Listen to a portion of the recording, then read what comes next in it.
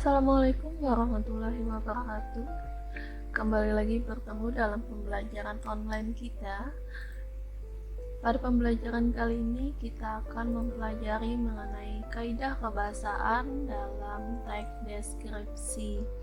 Pada pertemuan yang lalu kita telah belajar mengenai definisi teks deskripsi sampai dengan materi terakhir kemarin adalah mengenai teknik penulisan teks deskripsi.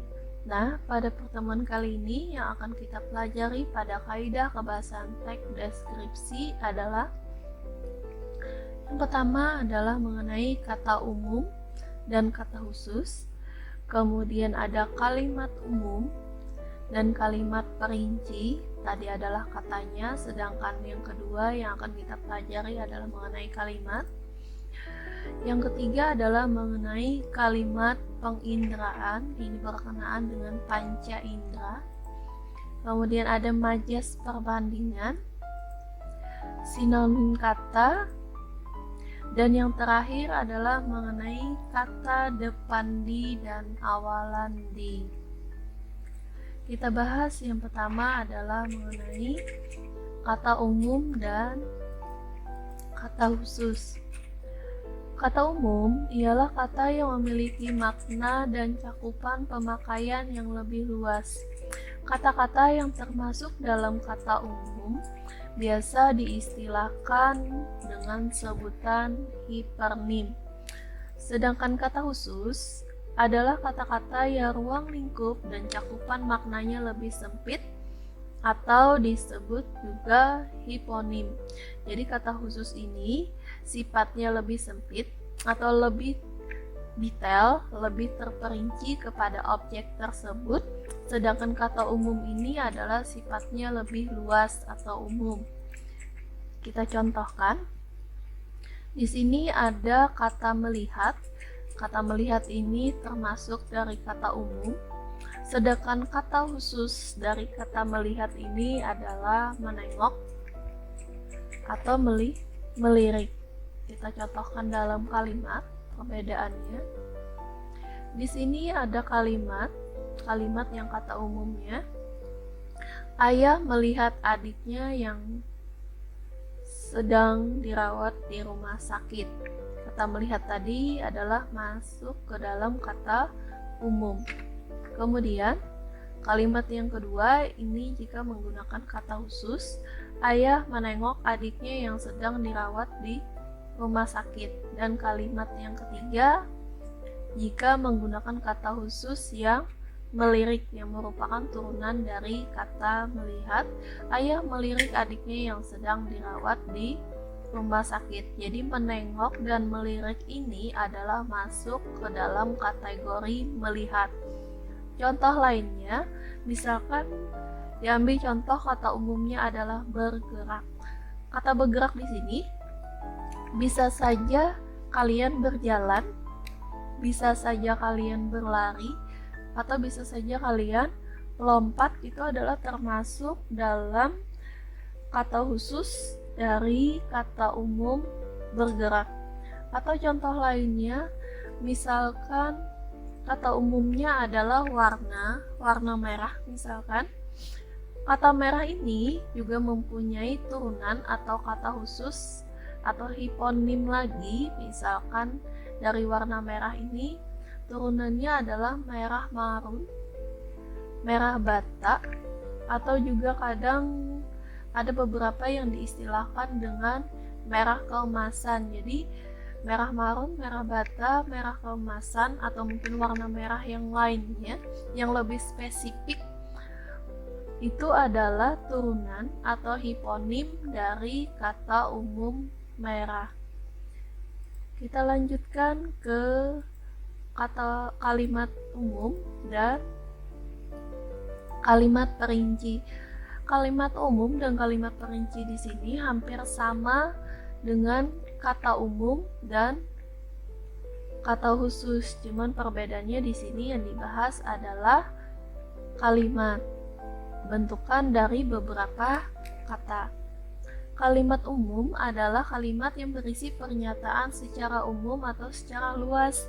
Sedangkan kalimat perinci adalah sebuah kalimat yang berisi penjabaran penjelasan secara lebih detail dari sebuah kalimat umum. Jadi kalimat perinci ini penjelasan dari kalimat umum. Contohnya, di sini ada kalimat umum, contohnya ibuku orang yang sangat baik. Di sini kata umum di sini adalah sangat baik atau baik. Ini adalah kata umumnya. Kalau dibuat menjadi kalimat umum menjadi ibuku orang yang sangat baik. Nah, kata sangat baik disinilah yang harus dibuat perincinya atau dibuat kalimat perincinya. Bagaimana definisi dari sangat baik di sini? Di sini dirincikan sebagai dia adalah orang yang berusaha menolong atau suka menolong, kemudian ramah dan tutur katanya lembut.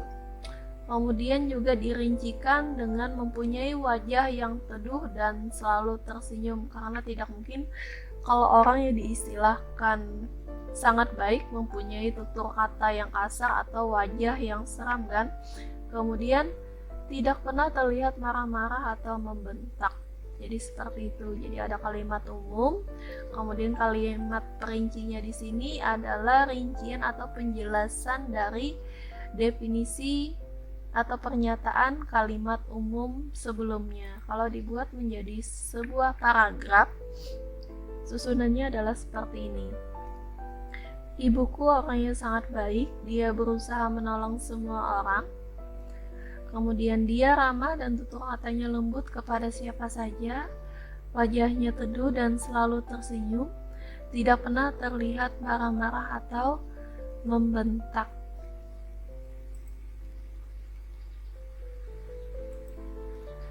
Yang ketiga, yang akan kita pelajari adalah mengenai kalimat penginderaan. Kalimat penginderaan adalah kalimat yang melibatkan nilai rasa dari unsur panca indera. Nah, panca indera ini, kalau kalian ingat, ada indera penglihatan, pengecap, penglihatan itu dengan mata, pengecap dengan lidah, kemudian ada penciuman dengan hidung, pendengaran, telinga, dan peraba adalah oleh kulit. Tujuan dari kalimat penginderaan ini adalah agar pembaca bisa membayangkan seperti apa yang dirasakan oleh penulis. Jadi ketika penulis mendeskripsikan mengenai sesuatu hal, dia pasti menuliskan melibatkan unsur panca indera atau menggunakan kalimat penginderaan ini, sehingga kalian yang membaca tulisan dari penulis tersebut bisa merasakan apa yang dilihat atau apa yang didengar oleh penulis. Di sini kita bahas contoh yang pertama adalah kalimat yang melibatkan indera penglihatan atau kalimat penginderaan dengan indera penglihatan adalah mata. Contoh kalimatnya, suasana di desa begitu asri, hijau lepas memandang, penuh daun dan pohon rindang, burung biru melintas, ku tak tahu namanya tapi cantik. Di sini, warna-warni bunga dan kupu-kupu bukan hanya sekedar cerita dari buku saja. Di sini, kalimat yang mengindikasikan unsur penglihatan atau indera penglihatannya adalah hijau lepas memandang, penuh daun dan pohon rindang. Ini adalah hal yang bisa dilihat dengan mata. Kemudian ada burung biru melintas atau ada seekor burung berwarna biru melintas. Ini juga hal yang bisa dilihat dengan mata. Kemudian di sini warna-warni bunga dengan kupu-kupu. Ini juga hal yang dideskripsikan bisa dilihat dengan indera penglihatan. Kemudian yang kedua adalah indera penciuman atau pencium, ini melibatkan hidung. Contoh kalimatnya adalah wangi rumput dan bunga bercampur jadi tak tentu baunya tapi nyaman. Ini berbeda dengan wangi kapur barus atau pewangi ruangan di kota yang hanya memiliki satu bau. Tak begitu harum memang, tapi menyegarkan. Nah, di sini kalimat wangi rumput dan bunga bercampur. Ini adalah kalimat yang melibatkan indera penciuman. Kemudian di sini ada juga wangi kapur barus atau pewangi ruangan di kota. Ini juga contoh kalimat yang melibatkan indera penciuman. Kemudian yang ketiga dalam kalimat penginderaan adalah melibatkan unsur indera pengecap atau lidah. Ini berkaitan dengan rasa. Tomat yang matang di ladang jatuh dari pohonnya. Nah, ini kalimat yang ini adalah melibatkan indera penglihatan karena ini bisa dilihat oleh mata. Tomat yang matang berarti kan berwarna merah, bisa dilihat jatuh dari pohonnya. Begitu manis tak sedikit pun masam terasa di seratnya, berbeda dengan yang mentah, rasanya pahit dan getir di permukaan lidah.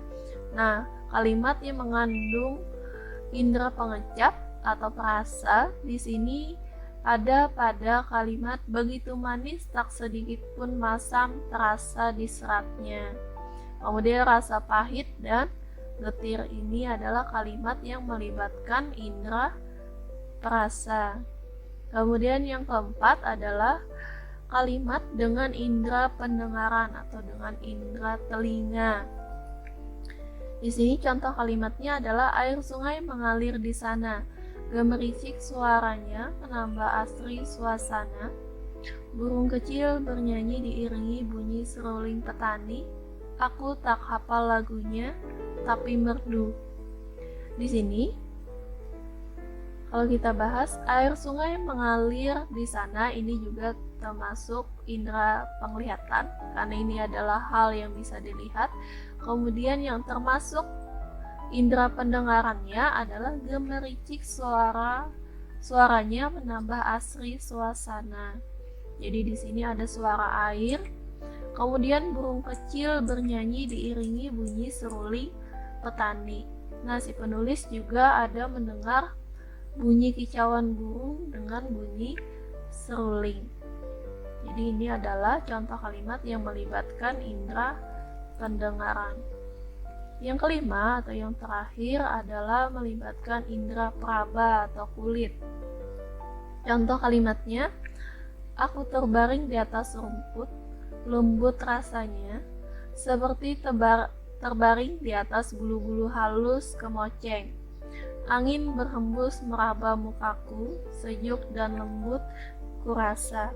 Di sini indera peraba di sini adalah hal-hal yang bisa kalian rasakan dengan kulit kalian, misalnya lembut, kasar, atau bentuk hal-hal lainnya yang bisa kalian rasakan dengan kulit kalian. Di sini contohnya adalah ada kata lembut, lembut rasanya. Kemudian angin berhembus meraba mukaku, ini adalah angin berhembus di sini adalah hal yang bisa dirasakan oleh kulit. Jadi angin berhembus itu bukan hal yang bisa dilihat oleh mata atau didengarkan oleh indera telinga, tidak, tapi angin berhembus itu adalah hal yang bisa dirasakan dengan melibatkan indera peraba atau kulit. Jadi jangan sampai kalian mengistilahkan kulihat angin berhembus, maka itu adalah salah karena angin di sini melibatkan indera peraba bukan indera penglihatan. Kemudian sejuk dan lembutku kurasa. Jadi ini kalimat yang bergaris bawah di sini adalah hal yang ditulis penulis yang melibatkan indera peraba.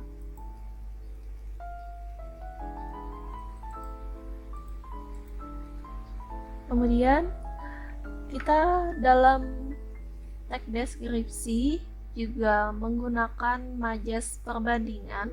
Di sini yang kita bahas adalah majas metafora dan personifikasi. Jadi dalam penulisan teks deskripsi juga kadang diperlukan majas untuk mengungkapkan secara lebih emosional apa yang dialami oleh penulis. Di sini majas metafora adalah membandingkan secara langsung dua hal yang memiliki sifat yang sama tapi dalam bentuk singkat seperti bunga bangsa, buaya darat, buah hati, cindera mata, dan sebagainya. Jadi membandingkan satu hal dengan hal yang lain yang mempunyai sifat sama. Di sini kalau dicontohkan dalam kalimat, kalau dicontohkan dalam kata tadi ada bunga bangsa, ada buaya darat, ada buah hati, ada cindera mata dan sebagainya. Di sini disamakan dengan arti yang lainnya.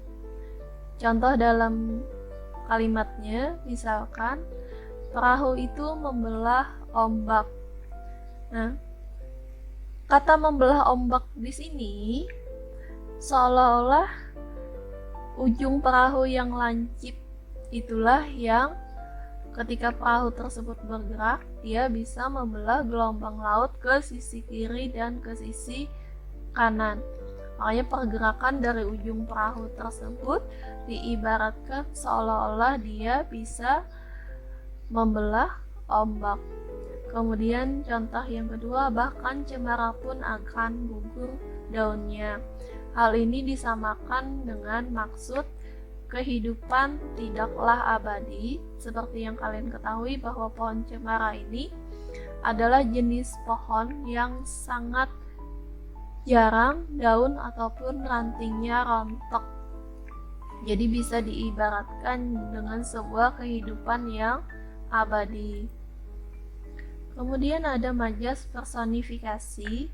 Majas personifikasi di sini merupakan kiasan yang menggambarkan benda-benda mati seolah-olah memiliki sifat kemanusiaan. Majas personifikasi biasanya ditandai dengan kata seperti laksana, bagai, bagaikan. Jadi kalau kalian membaca sebuah teks deskripsi untuk mencari yang mana ada majas dalam teks deskripsi tersebut, salah satu caranya adalah mencari kata kunci dengan adanya kata seperti laksana, bagai, bagaikan, atau bak, dan sebagainya.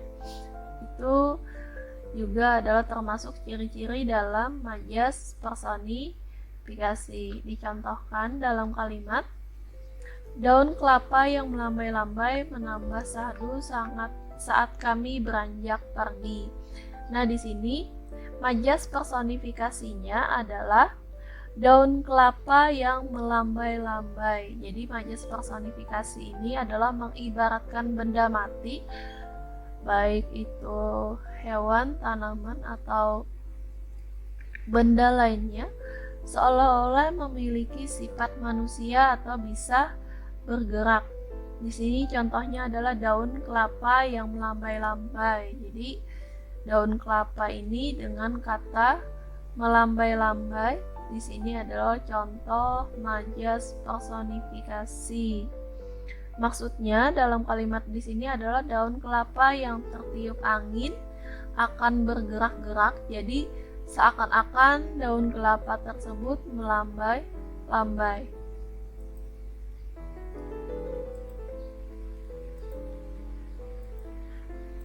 Tadi kita telah membahas majas, kemudian kita masuk ke dalam sinonim kata. Sinonim adalah beberapa kata yang mempunyai arti sama atau hampir sama, atau di istilah lainnya juga disebut dengan padanan kata. Contoh kata sinonim di sini misalkan kredit itu sama dengan mencicil, berdusta itu sama dengan berbohong, rajin itu sama dengan giat atau tekun, haus sama dengan dahaga, bunga sama dengan kembang, dan yang lain-lainnya.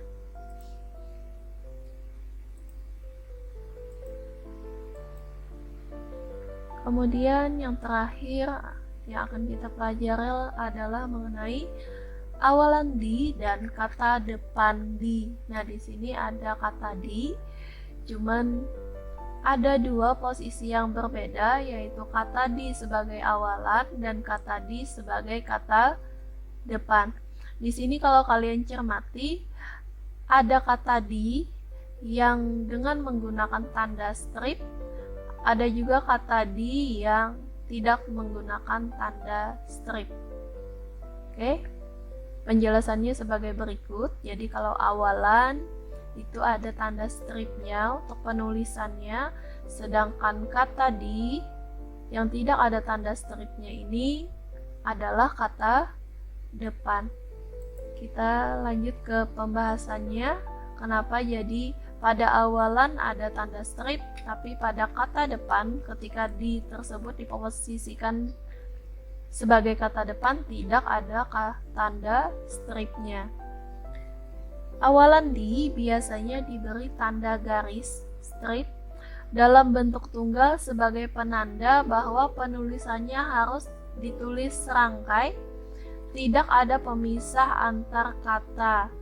Awalan di dipakai sebagai imbuhan yang ditulis serangkaian dengan kata yang mengikutinya. Jadi kenapa pada awalan, pada posisi awalan, jika kata di tersebut menempati posisi sebagai awalan, maka ada tanda stripnya. Maksud tanda stripnya di sini adalah bahwa kata yang mengikuti kata di tersebut harus ditulis serangkai atau digabung atau tanpa spasi di situ. Kemudian kata di ini biasa dipakai untuk menunjukkan bentuk pasif dari suatu kata. Tadi disebutkan bahwa kata di dengan tanda strip di sini berarti penulisannya tersebut dirangkai, tidak boleh ada spasi atau digabungkan. Di sini contohnya adalah dimakan, dibuka, dibakar. Jadi kalau kalian menuliskan dimakan, itu kata dimakan di sini digabung, bukan menulisnya di spasi habis itu makan. Jadi itu penulisan yang salah. Atau dalam kata dibuka, ini biasa kesalahan yang sering terjadi dalam penulisan. Kata dibuka ini terus kalian kasih spasi, kalian kasih jarak, kemudian baru kalian tulis buka. Ini salah penulisannya. Dan contoh yang terakhir adalah dibakar, ini penulisannya digabung, makanya pada awalan ada tanda stripnya, artinya menulisnya adalah digabung, dan ini biasanya bersifat pasif atau dipakai pada kalimat pasif. Kemudian kata depan di tidak diberi tanda garis karena memang ditulisnya terpisah. Jadi kalau kata di tadi diposisikan sebagai awalan menggunakan tanda strip, maka berarti tulisannya atau penulisannya itu digabung. Sedangkan kalau kata di tersebut diposisi sebagai kata depan, maka penulisannya biasanya tidak diberikan tanda strip, artinya ditulis secara terpisah.